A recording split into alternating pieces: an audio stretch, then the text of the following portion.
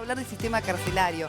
Vamos a hablar del habeas corpus que presentó el comisionado carcelario parlamentario carcelario y también el abogado Juan Sereta, justamente para denunciar estas condiciones inhumanas, especialmente en uno de los módulos del Excomcar, como es el módulo 8. Y bueno, le damos la bienvenida porque también abordaremos otras situaciones que tienen que ver con polémicas por coberturas de medicamentos. Doctor Pero Sereta, en una ¿cómo le va? primera instancia, Buen día. el sistema carcelario. Sole. ¿Cómo le va? Además está de cumpleaños. No me ¿Es su diga. cumpleaños? Así feliz que cumpleaños, doble, doctor. doble Feliz agradecimiento cumpleaños. por venir. Doctor. No se Muy toma el bien. día de su cumpleaños, ¿no? Para nada.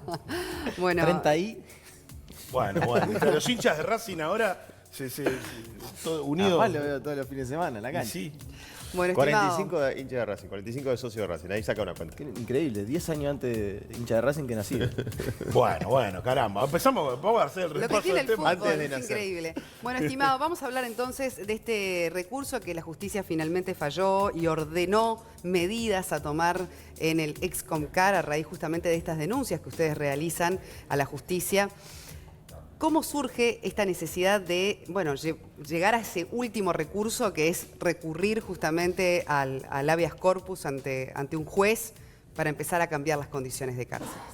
Bueno, nosotros en la Clínica de Litigio Estratégico, que es una asignatura de la carrera de abogacía, que quiero destacar que este trabajo se hace con los estudiantes, o sea, participan los estudiantes en el trabajo este.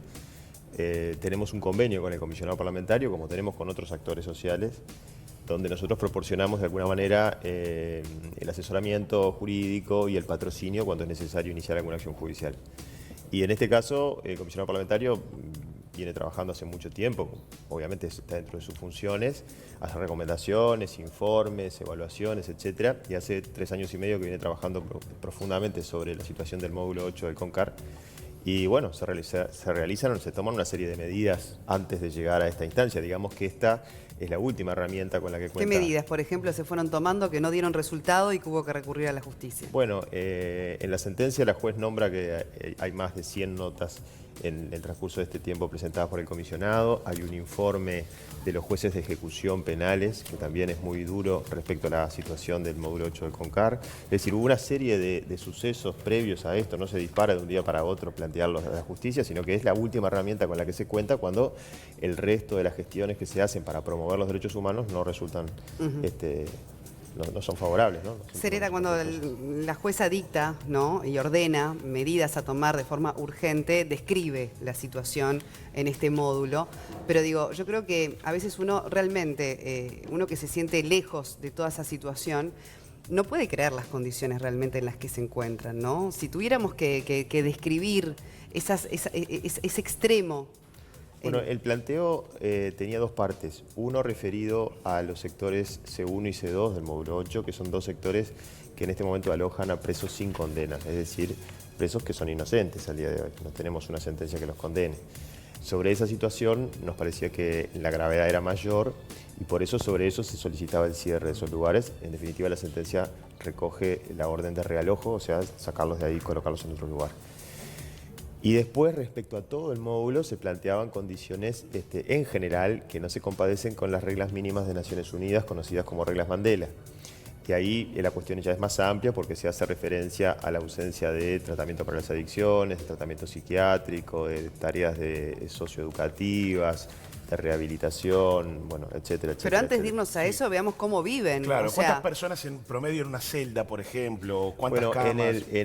los sectores C1 y C2, que es donde se dispuso el reloj y nosotros pedíamos el cierre, son celdas más bien pequeñas, para 2 o 3 personas. En la mayoría hay 5 o 6, algunos 4. La situación de hacinamiento evidente. Sí, yo Ratas, creo que se llueven, hacinamiento. El hacinamiento es un problema, pero no es el único y tal vez no sea el más grave. Y el riesgo sanitario, sí. El riesgo sanitario, o sea, la ausencia de un baño en condiciones, la ausencia de duchas, la ausencia de higiene, la ausencia de recolección de residuos. Y que además podían estar alimentación hasta más de mala. 15 días encerrados sin salir. Bueno, el patio es uno de los reclamos frecuentes de estos reclusos. En general ellos plantean que hay una salida semanal, pero que no siempre se cumple, depende de la guardia. Y bueno, eso también, todas estas cosas lo que hacen es conspiran contra cualquier medida que intente eliminar la violencia como forma de vida. Todas estas cosas acumulan violencia y bueno, y después por algún lado explotan, ¿no? Hay No, algo más tarde o temprano salen a la calle. Claro, hay algo que dicen las autoridades, muchos de los operadores penitenciarios también, no como justificativo, pero bueno, dice, cada vez que uno le trata de dar algunas condiciones, se producen roturas, hay daños en los establecimientos. Y esto está también en la población, ¿no? Decía, ¿dónde está el límite de dar buenas condiciones para la rehabilitación, obviamente, y hacer pagar también los daños que ellos mismos provocan en los lugares donde están alojados? Pues yo creo que es el mismo problema. O sea, un entorno que genera violencia constantemente, reproduce violencia en todo. Es decir, las roturas que se producen son manifestaciones que a mi juicio están vinculadas directamente con las condiciones de reclusión. Es decir, en estas condiciones de reclusión, la violencia contra las personas y la violencia contra las cosas es una reacción esperable. Por eso es que hay que cortar ese círculo, porque si no, no vamos a salir nunca, no vamos a poder superar esto nunca. Ahora, Juan, decías que se han venido ya tomando distintas medidas para denunciar esta situación, que en algún momento también algún experto internacional que visitó nuestro país, bueno, ya desde el 2009 que vienen diciendo de que esto viola la dignidad, los derechos humanos, que se parecen a cloacas. Pero ahora este recurso también impone medidas, ¿no? Desde realojar los presos que están en prisión preventiva en este módulo 8, desde cambiar las condiciones con un plazo que es ahora mismo en septiembre. Y después tenemos al presidente del Instituto Nacional de Rehabilitación que dice esos plazos son irrisorios. ¿Y ahora qué hacemos con estos reclusos? ¿Realojarlos, pero dónde? ¿Qué pasa cuando están estas medidas, se las quiere aplicar, pero después está la realidad con la que se enfrentan? Bueno, hay que cambiar la realidad. Como Ese es el medida desafío. urgente, ¿usted cree que hay una solución para Yo esto? creo que sí, yo creo que sí. Yo creo que Uruguay no se merece tener estas cárceles y tiene que tomar las medidas que sean necesarias para modificarlo. Que no es sencillo, seguro que no es sencillo, porque es algo que se viene dando, no es de ayer, ni del año pasado, ni de los últimos 5 años, ni de los últimos 15 años. Es un problema que se arrastra hace 40 años.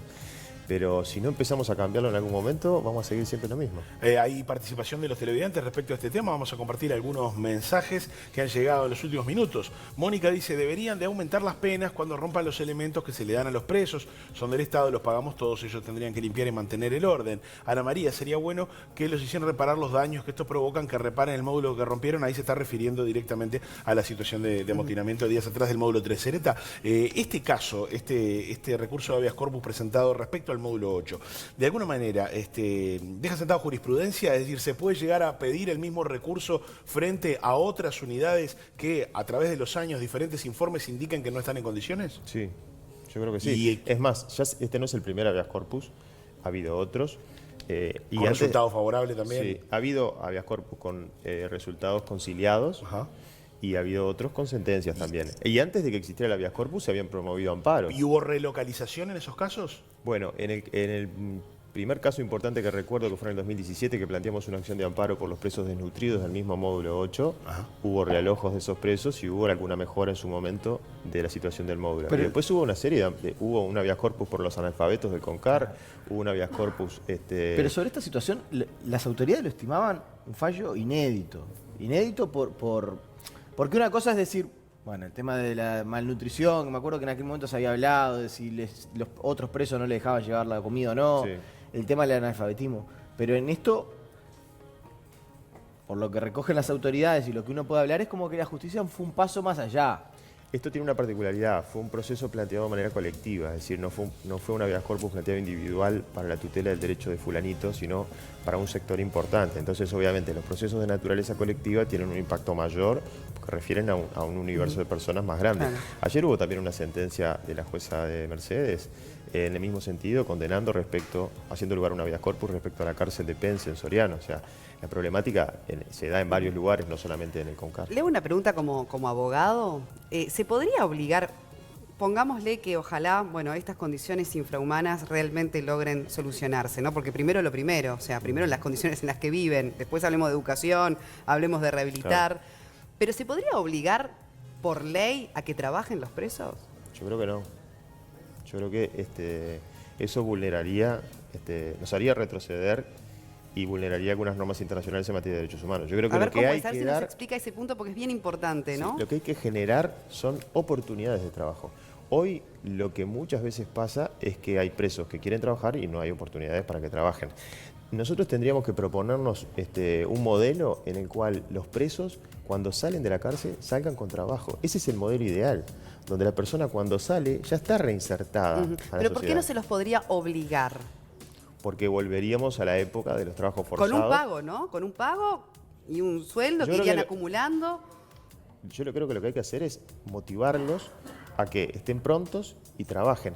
En cualquier proceso de rehabilitación penal tenés que tener presente lo siguiente. Por un lado, la pena tiene que tener un carácter aflictivo. Es decir, la pena se sufre, eso es una realidad. Pero el sufrimiento está vinculado a la privación de libertad, no a la privación de otros derechos. Es más, los otros derechos deben ser garantizados.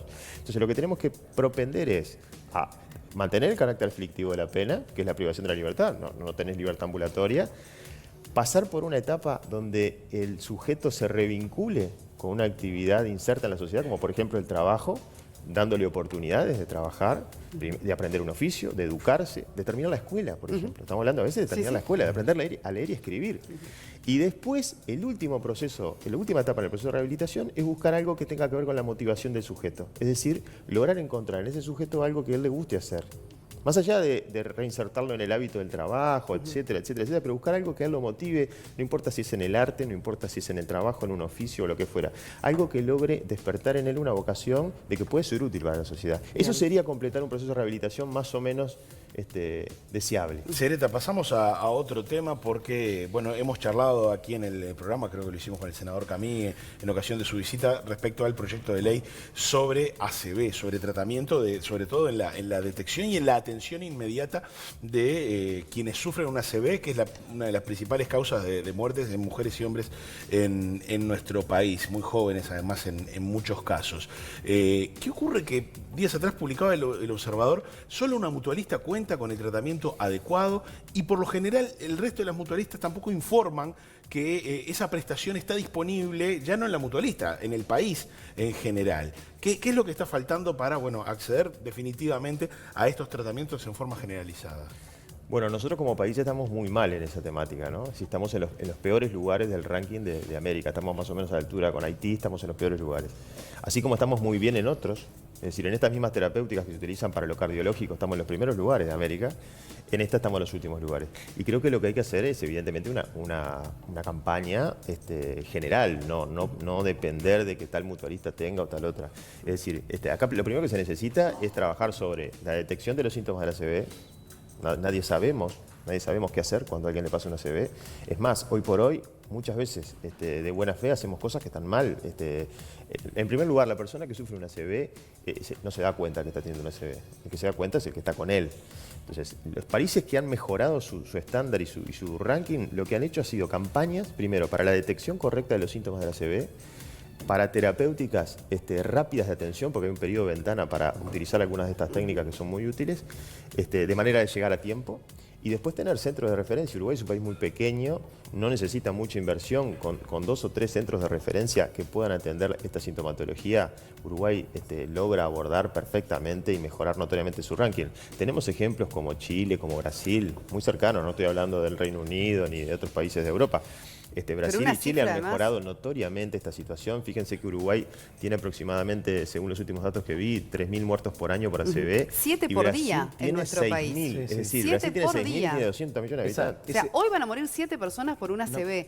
¿Es cierto que es muy caro y por eso las mutualistas no estarían dispuestas a cubrir todo el asunto? No es así.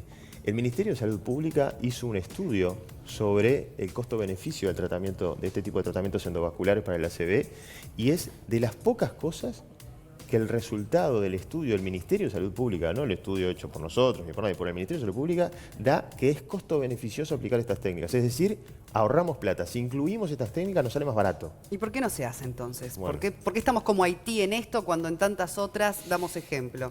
La verdad que no sé. Porque lleva una inversión inicial. Que es verdad que después, en el tiempo, lo que dice el doctor Sereta es así.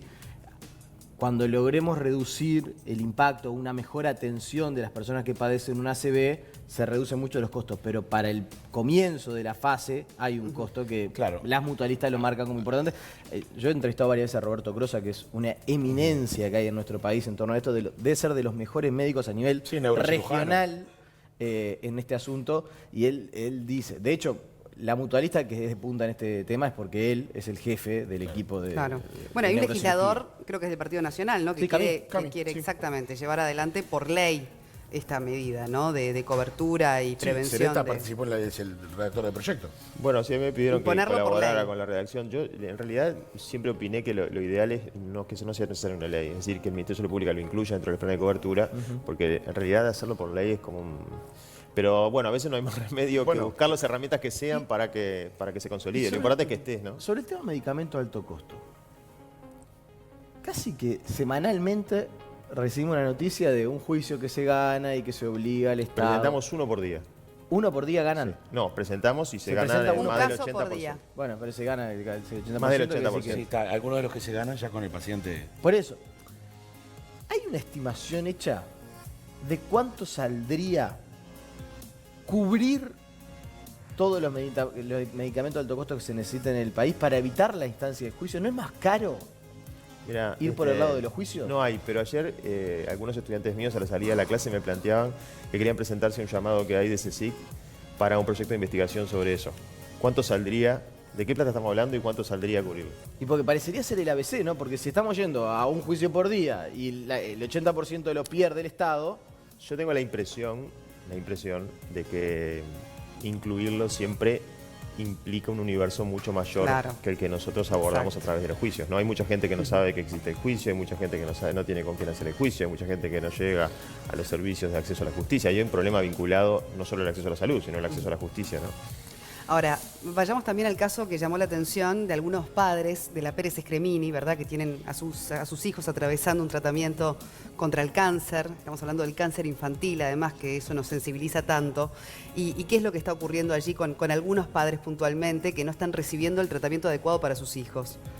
Tuvimos en este elenco de casos que atendemos para reclamar medicamentos algunas consultas de papás de niños que están niños o adolescentes que están en la Pérez Cremini y que necesitan medicamentos para curar la leucemia que tienen y que no están cubiertos por el sistema de salud. Tú me explicabas que hay un tratamiento que es el común, que se viene llevando adelante hace mucho tiempo, que sí es efectivo y que por supuesto tienen acceso, pero para algunos niños puntualmente no da resultado. Claro, algunos niños que Y ellos resultan... requieren esa medicación que hoy no está cubierta. Sí, requieren, en realidad es la misma medicación, pero con un vehículo, con una formulación diferente que hace que no les genere alergia, no les genere una reacción adversa y por lo tanto logran el mismo efecto de curar su leucemia, pero bueno, esa medicación no está incluida. Y van a estar haciendo un juicio también estos Ya padres. hemos hecho juicios por esto, se han ganado todos.